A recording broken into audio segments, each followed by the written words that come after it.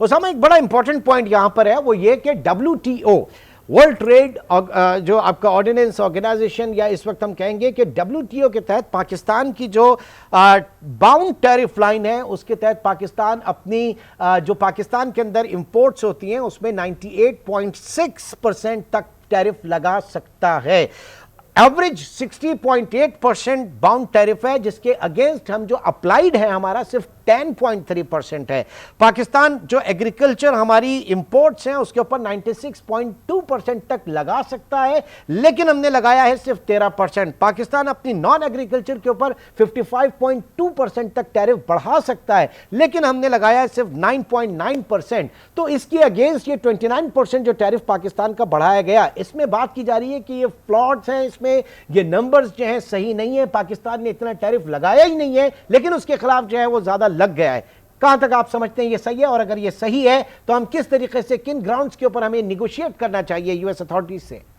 देखिए इमरान भाई, इस वक्त जो international diplomatic and international rule based order बना हुआ है, उसके अंदर अक्सर ऐसी चीजें हो रही हैं जिसकी सेंस नहीं बनती। आपने भी शायद देखा हो, ट्रंप की टीम ने वो फॉर्मूला भी रिलीज किया है एलिजिडली, जिसको यूज करते हुए उन्होंने ये टैरिफ रेट सेट किया है 185 कंट्रीज के लिए।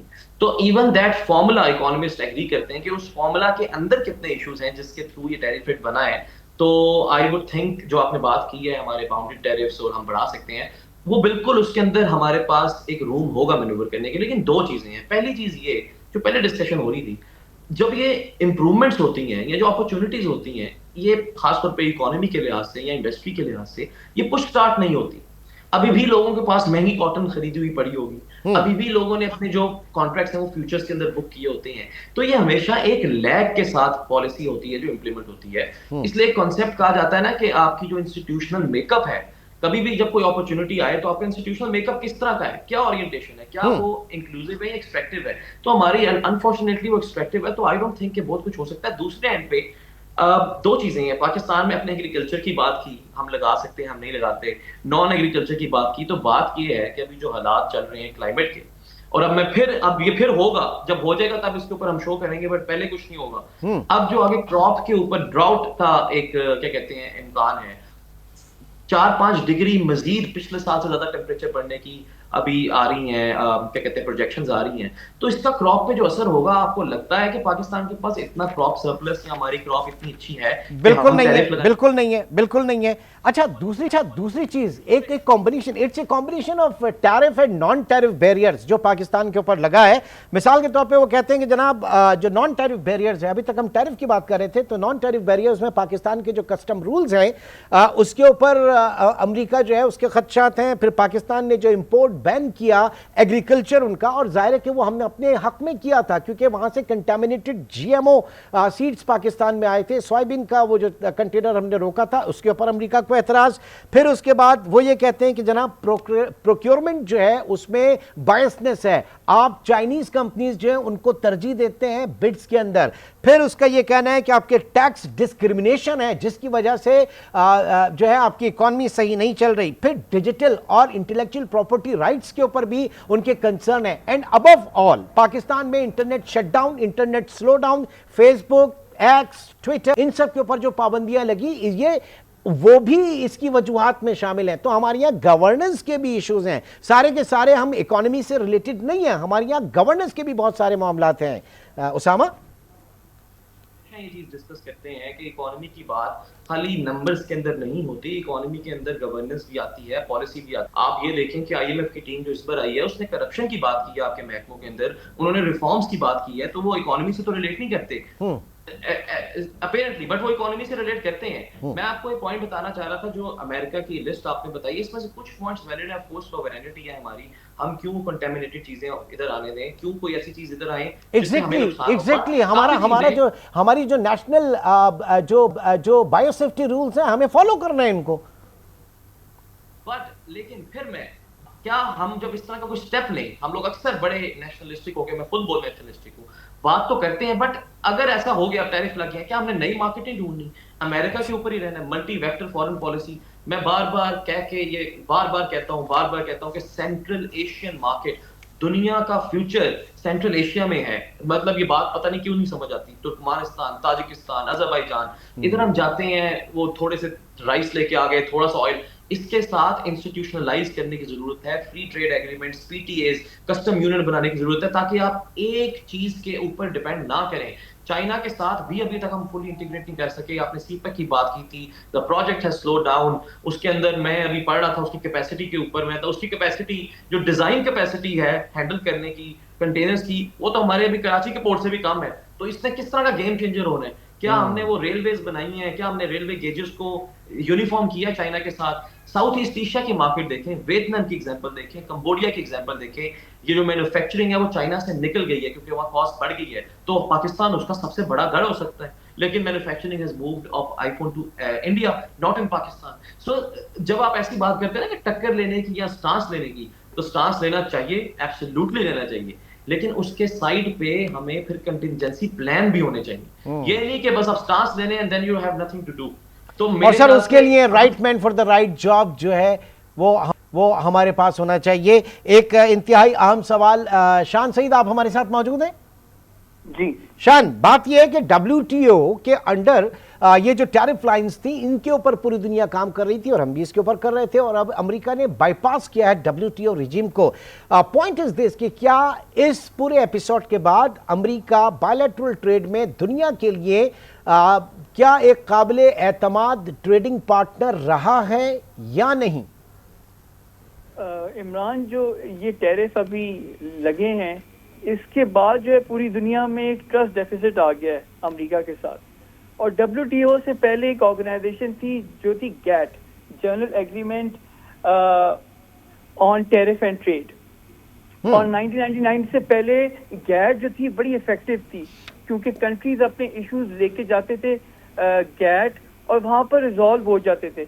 लेकिन ये जब से WTO आई है, ये इट हैज बिकम स्पाइनलेस। तो लोग अब गैट की ज्यादा तारीफ करते हैं एज कम्पेयर टू WTO, क्योंकि WTO में कोई भी रिजॉल्व नहीं हो सकता। जो जितनी बड़ी कंट्री है उसका रूल चलता है, और जो जितनी कमजोर और जिसका इतनी वैल्यू नहीं कंट्री, उसकी जो है कोई से नहीं है। तो WTO जो है उसमें कोई भी आप केस लेके जाएंगे, उन्हीं की बात मानी जाएगी जिनके सबसे ज्यादा जो है वो से होगी और जो सबसे ज्यादा बड़ी इकोनॉमी है। नहीं, लेकिन अब तो एक सिस्टम तो था ना, दुनिया उसके टैरिफ लाइन के ऊपर काम कर रही थी। अब अगर इसको बाईपास कर दिया जाएगा तो फिर तो आप फिर एक ही मुल्क है जो पूरी दुनिया की इकोनॉमी का फैसला करेगा। Absolutely, it's a one man show. लेकिन चाइना जो है वो इसी को चैलेंज कर रहा है, और ब्रिक्स की इकोनॉमी इसलिए जो है वो फॉर्म हुई है ताकि दुनिया को ऑल्टरनेटिव सिस्टम दिया जाए, ताकि इकोनॉमीज को US डॉलर से मूव करके अदर करेंसीज में लाया जाए। तो मेरा ख्याल है ब्रिक्स जो है वो एक फॉर्म ऑफ ऑल्टरनेटिव है, ताकि जो US डॉलर की और US गवर्नमेंट की जो हेजेमनी है वो खत्म की जाए। ओके, एंड व्हाट अबाउट यूरोपीय यूनियन इन पाकिस्तान केस? क्योंकि पाकिस्तान जो है उसके लिए हमें यकीनन नई तिजारती मंडियां तलाश करनी होंगी, नए एवेन्यूज तलाश करने होंगे। तो पाकिस्तान के केस में क्या बेहतर हो सकता है? पाकिस्तान के केस में भी हो सकता है कि हम अपनी जो एक्सपोर्ट्स हैं उसको डाइवर्सिफाई करें। अगर आप देखें, इकोनॉमिस्ट मैगजीन ने सितंबर 2022 में कहा था कि अगले 5 से 10 साल में जो इकोनॉमी या रीजन बढ़ेंगे वो 3 ही है, एक आसियान, GCC और अफ्रीका। अगर आप देखें, इन तीनों ममालिक की GDP बढ़ रही हैं, इन तीनों ममालिक की जो GDP आउटलुक है वो ज्यादा अच्छी है। अगर आप GCC खाली उठा के देख लें, उनके सॉवरेन वेल्थ फंड जो है उनके पास $4 ट्रिलियन है, और वो $4 ट्रिलियन कहाँ लगा रहे हैं? वो इंडोनेशिया जा रहे हैं, वो मलेशिया जा रहे हैं, वो सिंगापुर जा रहे हैं। कतर का इन्वेस्टमेंट फंड जो है वो लंदन में इन्वेस्टमेंट कर रहा है, वो यूरोप में इन्वेस्टमेंट कर रहा है। तो मेरा ख्याल है हमें इन ममालिक को टारगेट करना चाहिए जहाँ पर जो है इकोनॉमिक प्रॉस्पेरिटी है, जहाँ पर इनकम लेवल्स हाई हैं और यहाँ पर ग्रोथ अपॉर्चुनिटीज बहुत ज्यादा है। ठीक, एक बार फिर पाकिस्तान स्टॉक एक्सचेंज हमारे साथ मौजूद हैं शान कुआलालंपुर से, और इस्लामाबाद से उसामा रिजवी भी मौजूद हैं। और पाकिस्तान स्टॉक एक्सचेंज के 100 इंडेक्स 4,710 पॉइंट्स इस वक्त नेगेटिव पे ट्रेड हो रहा है। 4.13% मार्केट डाउन है। 8,000 से हमने दोबारा रिकवर किया, 4,710 नेगेटिव के ऊपर इस वक्त हम मौजूद हैं। और जो डिक्लाइनिंग कंपनीज हैं 376, जिसमें टोटल 446 कंपनीज में से 376 कंपनीज जो हैं आज नेगेटिव साइड पे हैं और 61 कंपनीज जो हैं वो पॉजिटिव साइड पे हैं। जो वॉल्यूम इस वक्त देखा जा रहा है, 57 करोड़ शेयर्स का वॉल्यूम जो है वो मार्केट में ट्रेड हुआ और तकरीबन 32 अरब का इस वक्त ये वैल्यू, जी 32 अरब के शेयर्स की वैल्यू जो है इस वक्त नजर आ रही है पाकिस्तान स्टॉक एक्सचेंज के अंदर। आज ट्रेडिंग इस वक्त जारी है और जब ट्रेडिंग क्लोजिंग के करीब होगी तो सूरत हाल वहां पर क्या रहती है ये भी जानेंगे। सफदर अब्बास भी हमारे साथ मौजूद होंगे और इस वक्त हमारे साथ मौजूद हैं उसामा और कुआलालंपुर से शान सईद। उसामा, आपकी तरफ आऊँगा और ये सवाल आपसे मैं जानना चाहूँगा कि इस तमाम एपिसोड के बाद क्या अमेरिका दुनिया के लिए एक काबिल एतमाद ट्रेडिंग पार्टनर रहा है और उसके इस इमेज को कितना बड़ा धचका लगा है? Very interesting. देखें, एक बड़ा मशहूर मैगजीन है द इकोनॉमिस्ट मैगजीन, उसके अंदर एक आर्टिकल आया था कुछ साल पहले जिसके अंदर उसने बताया था कि दुनिया का 2000s के अंदर America was the largest trading partner of almost all the world. वो चार्ट जो था वो रेड कलर का था और चाइना 1-2 का था। फिर फास्ट फॉरवर्ड 2020-21 उसके अंदर वही चार्ट उन्होंने यूज किया और वो पूरा चार्ट चाइना का जो कलर उन्होंने यूज किया था ब्लू, वो पूरा ब्लू हो गया था। तो ये जो एक सिस्टमैटिक शिफ्ट है, स्ट्रक्चरल शिफ्ट है इन ट्रेड, ये अभी बहुत पहले आ चुकी है। मैं बता रहा हूँ 3-4-5 साल पहले आ चुकी है, जहां चाइना डोमिनेट करता है दुनिया के काफी मुल्कों का लार्जेस्ट ट्रेडिंग पार्टनर। दूसरी चीज जो शान साहब ने भी कही कि ब्रिक्स की 40% of the global economy, 40% of the global population, और अभी रिसेंटली एक और कंट्रीज ने भी उसको ज्वाइन किया है। तो ब्रिक्स की फॉर्म में एक ऑल्टरनेटिव दुनिया को नजर आ रहा है।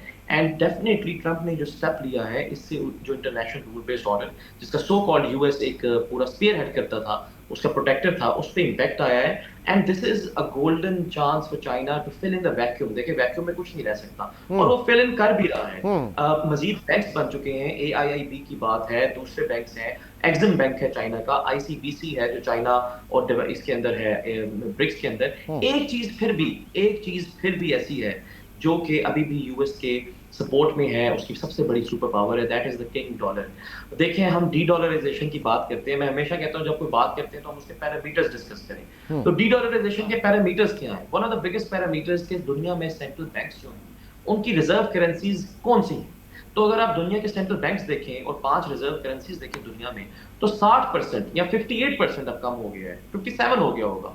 57% ऑफ द ग्लोबल रिजर्व्स जो हैं that is in dollars, not, and 1% are in yuan. दूसरा ये कि अभी भी 80% दुनिया का जो ट्रेड है वो डॉलर्स के अंदर होता है। तीसरी चीज ये कि जो यूएस के एयरक्राफ्ट कैरियर्स हैं वो मलाका स्ट्रेट और इंडियन ओशन, उनको वो पूरा का पूरा पेट्रोल कहते हैं। एक लॉन्ग टर्म के अंदर चेंज जो क्लाइमेट को और इकोनॉमी को लिंक करता है वो ये आ सकता है कि आर्कटिक आइस जो मेल्ट हो रही है उसके नतीजे में नॉर्दर्न सी रूट बोलते हैं उसको, और नॉर्थ साउथ पैसेज बोलते हैं, ये दोनों खुल जाएं तो चाइना का डायरेक्ट बन जाएगा लिंक दूसरे ममालिक के साथ और लोगों को और ज्यादा ऑप्शनैलिटी नजर आएगी। एनर्जी के अंदर भी टर्की जो है, अभी रिसेंटली मैं बता रहा हूँ कि वो एक एनर्जी हब के तौर पे अपेयर हो रहा है सेंट्रल एशिया और मेडिटेरेनियन रीजन के अंदर। और ऑलरेडी आपने देखा है कि रशिया के ऊपर जो सैंक्शंस लगी थी उसके बावजूद उसके जो हाइड्रोकार्बन्स हैं, उसके जो ऑयल एंड गैस है, वो एशिया ने वेलकम किए हैं। तो ये चेंजेस जो है, स्ट्रक्चरल चेंजेस, ये आ चुके हैं ऑलरेडी और ये उसी की एक्सटेंशन है। जहां हम दुनिया में जो वर्ल्ड ऑर्डर है इकोनॉमी का, वो अब काफी हद तक मल्टीपोलर हो चुका है, बहुत हद तक।